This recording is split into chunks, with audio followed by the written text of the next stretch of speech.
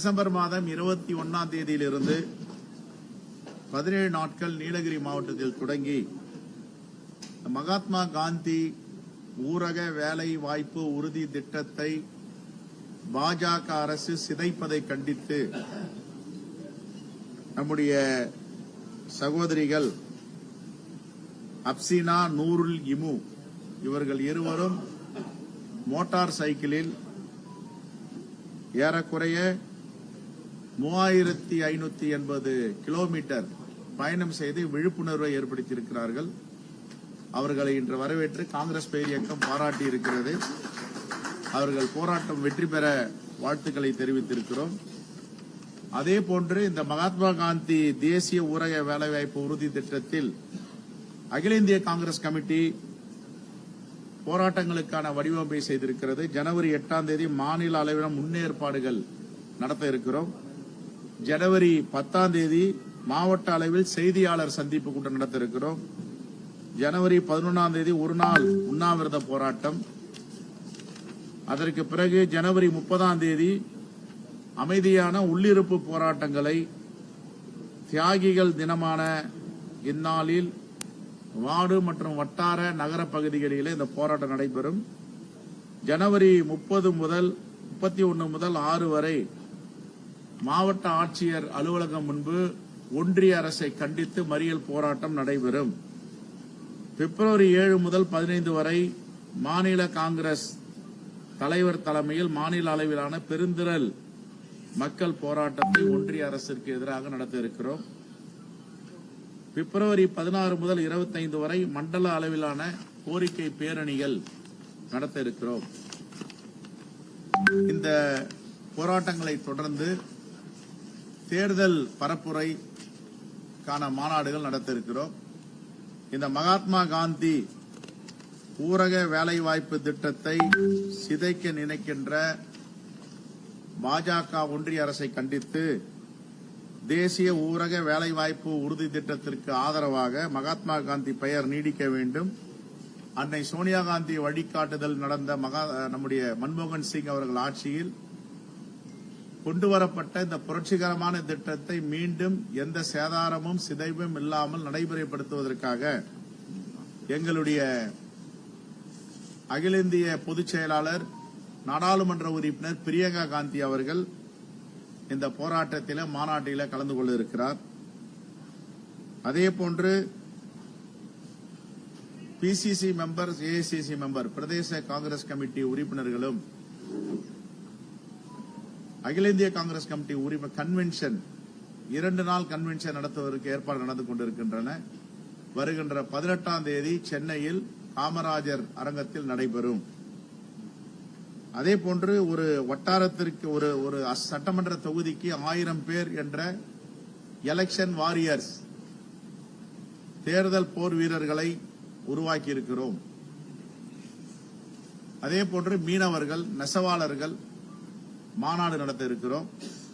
இதில் அகில இந்திய தலைவர்கள் ராகுல் காந்தி அவர்கள், மல்லிகார்ஜுன கார்கே அவர்கள், பிரியங்கா காந்தி அவர்கள், அன்னை சோனியா காந்தி அவர்கள் கலந்து கொள்வதற்கு நாங்கள் கடிதம் எழுதியிருக்கிறோம். அவர்களும் ஒருவராக இசைவு தந்திருக்கிறார்கள்.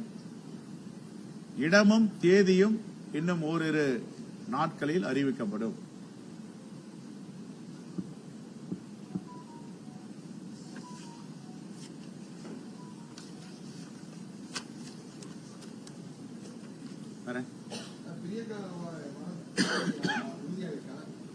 அவங்க சொல்லி தான் ஏற்பாடு பண்ணிட்டு இருக்கோம்.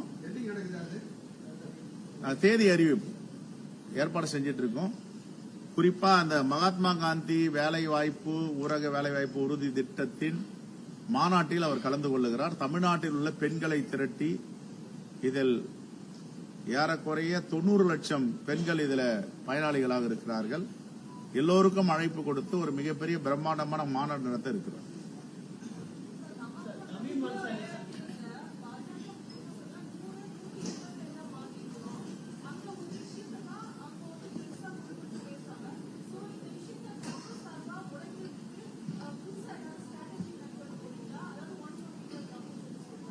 $125, 150, 200 நாட்களோட ஆகட்டும், எங்களுக்கு மகிழ்ச்சி தான். பயனாளிகள் தமிழ்நாட்டை சார்ந்தவர்களாக இருக்க போகிறார்கள், மாற்று கருத்து கிடையாது.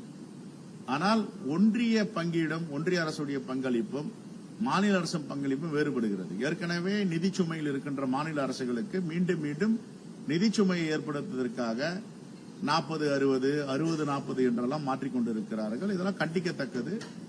மாநில சுயாட்சி, மத்தியில் கூட்டாட்சி என்பது போல் அந்தந்த மாநிலங்களுக்கு உள்ள உரிமையை ஒன்றிய அரசு அரசியலமைப்பு சட்டத்தின்படி அளிக்க வேண்டும்.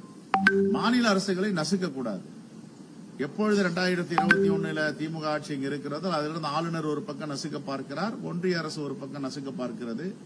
இதோடு சேர்ந்து மேதகு குடியரசுத் தலைவருக்கு என்ன சட்டப்பேரவை தீர்மானங்கள் போனாலும் திருப்பி அனுப்பப்படுகிறது. இது என்ன ஜனநாயகம் தெரியல. ரைட்?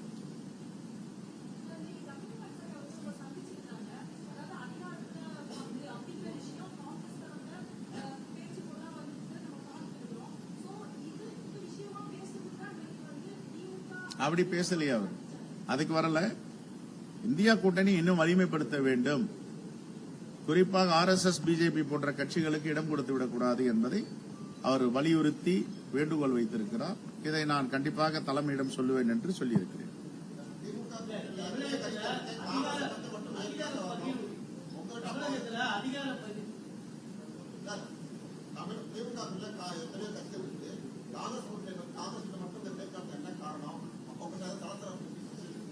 இல்ல, அவர் எல்லாரையும் பார்க்க போறேன்றார். என்கிட்ட சொன்னது நான் எல்லா கட்சிகளும் பார்த்து வலியுறுத்திட்டு இருக்கேன். இல்ல அவர் சொன்னது மைனாரிட்டிக்கு தேசிய அளவில்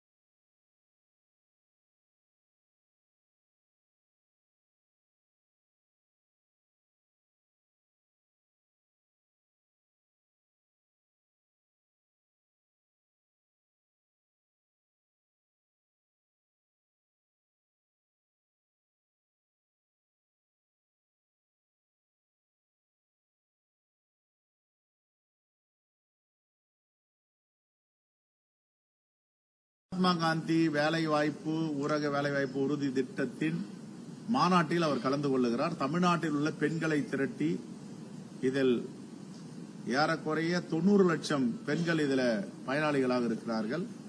எல்லோருக்கும் அழைப்பு கொடுத்து ஒரு மிகப்பெரிய பிரம்மாண்டமான மாநாடு நடத்த இருக்கிறார்.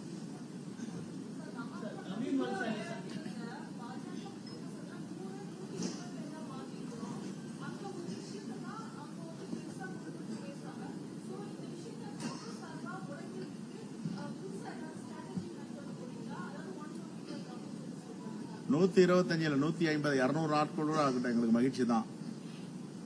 பயனாளிகள் தமிழ்நாட்டை சார்ந்தவர்களாக இருக்க போகிறார்கள், மாற்று கருத்து கிடையாது.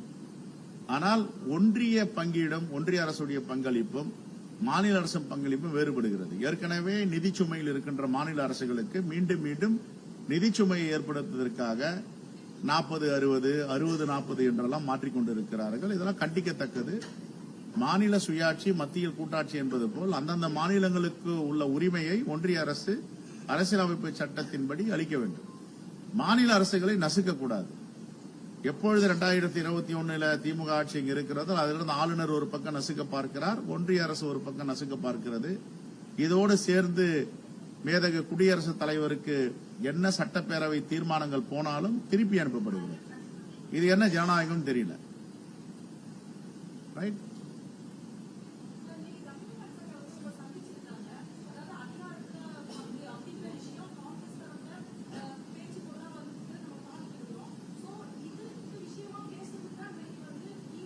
அப்படி பேசலையே அவர். அதுக்கு வரல. இந்தியா கூட்டணி இன்னும் வலிமைப்படுத்த வேண்டும், குறிப்பாக RSS, பிஜேபி போன்ற கட்சிகளுக்கு இடம் கொடுத்து விடக்கூடாது என்பதை அவர் வலியுறுத்தி வேண்டுகோள் வைத்திருக்கிறார். இதை நான் கண்டிப்பாக தலைமையிடம் சொல்லுவேன் என்று சொல்லியிருக்கிறேன்.